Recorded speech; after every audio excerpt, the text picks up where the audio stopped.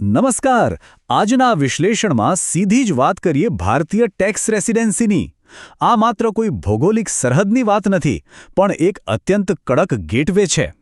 ભારતમાં વિતાવેલા દિવસો જે નક્કી કરે છે કે વૈશ્વિક સંપત્તિ પર ટેક્સ કેવી રીતે લાગશે. બસ શારીરિક હાજરી અને ટેક્સની જવાબદારી નક્કી. ટેક્સ રેસિડેન્સી વિરુદ્ધ નાગરિકતા. આ તે જગ્યા છે જ્યાં ટેક્સ બાબતે સૌથી મોટી ગેરસમજ થતી હોય છે. હવે જુઓ, નાગરિકતા અને ટેક્સ રેસિડેન્સી બિલકુલ અલગ બાબતો છે. નાગરિકતા જન્મથી મળે છે કે પાસપોર્ટથી નક્કી થાય છે જે કાયમી છે, પરંતુ ટેક્સ રેસિડેન્સી એ દર નાણાકીય વર્ષે સાવ નવેસરથી ગણાય છે. એટલે કે ભારતનો પાસપોર્ટ ધરાવતો કટ્ટર નાગરિક પણ ટેક્સના નિયમો મુજબ નોન રેસિડેન્ટ હોઈ શકે અને કોઈ વિદેશી વ્યક્તિ માત્ર પ્રવાસના દિવસોના આધારે ભારતમાં રેસિડેન્ટ બની શકે. છે ને રસપ્રદ? હવે આગળ વધીએ બીજા વિભાગ પર, મૂળભૂત રેસિડેન્સી ટેસ્ટ. આ તે મેદાન છે જ્યાં કોઈપણ કરદાતાનું સૌથી પહેલું ટેસ્ટિંગ થાય છે. સૌથી પહેલો અને સૌથી કડક નિયમ છે આ 182 દિવસનો આંકડો. જો કોઈ સંબંધિત નાણાકીય વર્ષમાં ભારતમાં 182 દિવસ કે તેથી વધુ સમય રોકાય છે, તો સીધી વાત છે, તે સીધા જ આ ગેટકીપરને પાર કરી લે છે અને રેઝિડેન્ટ બની જાય છે.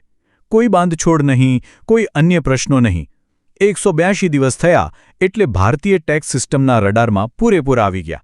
પણ જો 182 દિવસ પૂરા ન થાય તો શું છૂટી ગયા? જી ના, અહીં એક બીજો રસ્તો પણ છે, જ્યાં લોકો અજાણતા જ ફસાઈ જાય છે.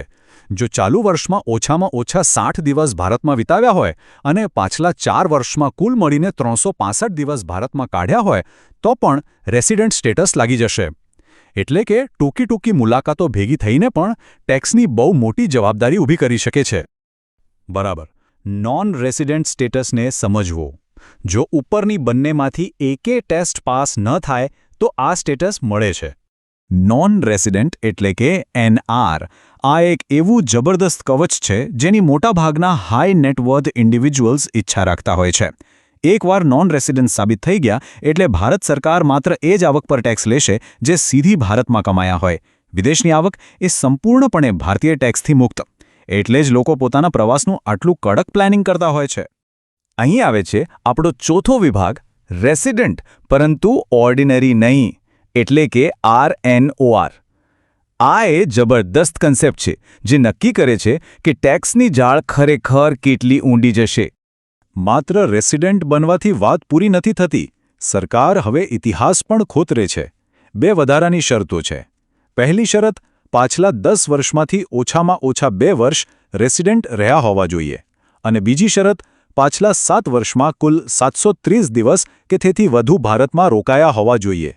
સંપૂર્ણ ઓર્ડિનરી રેસિડેન્ટ બનવા માટે આ બંને શરતો એકસાથે પૂરી કરવી પડે. આનાથી ખબર પડે છે કે ભારત સાથેનો નાતો કેટલો જૂનો છે. આ તફાવત બહુ જ મોટો છે. જો બંને વધારાની શરતો પૂરી થાય તો વ્યક્તિ બને છે ROR, એટલે કે ઓર્ડિનરી રેસિડેન્ટ, જેની બધી જ વૈશ્વિક સંપત્તિ પર ટેક્સ લાગશે.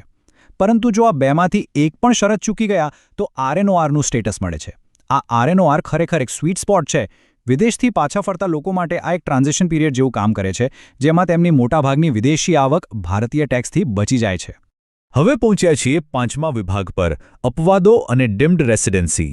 ટેક્સના કાયદા કંઈ સીધી રેખામાં નથી ચાલતા, તેમાં કેટલાક બહુ જ રસપ્રદ અપવાદો છે. પેલા 60 દિવસવાળા નિયમની આપણે વાત કરી હતી ને, એ કેટલાક ખાસ કિસ્સાઓમાં સાવ કાઢી નાખવામાં આવે છે. દાખલા તરીકે, નોકરી માટે વિદેશ જતા ભારતીયો, જહાજના ક્રૂ મેમ્બર્સ અથવા ભારતીય મૂળના લોકો એટલે કે PIOs જે ભારત ફરવા આવે છે. આ લોકોને રાહત આપવા માટે સરકારે 60 દિવસવાળી શરત હટાવી લીધી છે. તેમને માત્ર 182 દિવસના કડક માપદંડથી જ માપવામાં આવે છે. પણ જરા ઊભા રહો. બીજો માસ્ટર સ્ટ્રોક છે ડીમ્ડ રેસિડેન્ટ. આ નિયમ ખાસ ટેક્સ ચોરી અટકાવવા માટે છે. જો કોઈ ભારતીય નાગરિક ભારતમાં 15 લાખથી વધુ કમાતો હોય અને દુબઈ જેવા કોઈ ટેક્સ હેવન દેશમાં રહેતો હોય જ્યાં ₹1 ટેક્સ નથી ભરતો, તો ભારત સરકાર તેને આપમેળે જ RNOR માની લે છે. પછી ભલે તે ભારતમાં એક પણ દિવસ ન રોકાયો હોય. જે લોકો ટેક્સ ફ્રી દેશોમાં રહીને કમાય છે તેમણે સિસ્ટમમાં યોગદાન આપવું જ પડશે. કંપનીઓની વાત કરીએ તો વિદેશી કંપનીઓ માટે પ્લેસ ઓફ ઇફેક્ટિવ મેનેજમેન્ટ એટલે કે POEM બહુ જ મહત્વનું બની જાય છે. ભારતીય કંપનીઓ તો હંમેશા રેસિડેન્ટ છે જ, પણ જો કોઈ વિદેશી કંપનીના અતિ મહત્વના નિર્ણયો અને બોર્ડ મિટિંગ્સ વાસ્તવમાં ભારતમાંથી લેવાતા હોય તો એ કંપની પણ તરત જ ભારતીય ટેક્સની જાળમાં ફસાઈ જાય છે.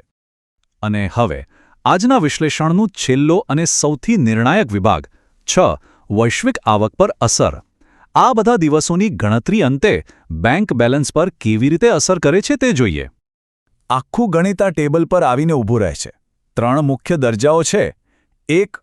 ઓર્ડિનરી રેસિડેન્ટ્સ એટલે કે ROR, જેમણે પોતાની ભારતીય અને વિદેશી બંને આવક પર ટેક્સ ભરવો પડે. બીજું, સૌથી સેફ દરજો એટલે નોન રેસિડેન્ટ્સ, જેઓ માત્ર ભારતમાં કરેલી કમાણી પર જ ટેક્સ આપે છે, વિદેશી આવક સાવ મુક્ત. અને ત્રીજું, વચ્ચેનો રસ્તો RNOR. અહીં આંશિક વૈશ્વિક સુરક્ષા મળે છે કારણ કે તેમની વિદેશી આવક સામાન્ય રીતે ભારતમાં ટેક્સપાત્ર નથી હોતી. તો વિચારવા જેવી વાત એ છે કે પ્રવાસના માત્ર અમુક દિવસો આગળ પાછળ થવાથી કોઈની વૈશ્વિક આર્થિક સ્થિતિ કેવી રીતે બદલાઈ શકે. આ વિશ્લેષણ પરથી સ્પષ્ટ છે કે ફ્લાઇટમાં થયેલો એક દિવસનો વિલંબ કે કોઈ અણધારી વીકેન્ડ ટ્રીપ પણ ટેક્સની આખી ગેમ બદલી શકે છે. Pratik Patel, tax consultant, specializing in income tax, GST, and accounting.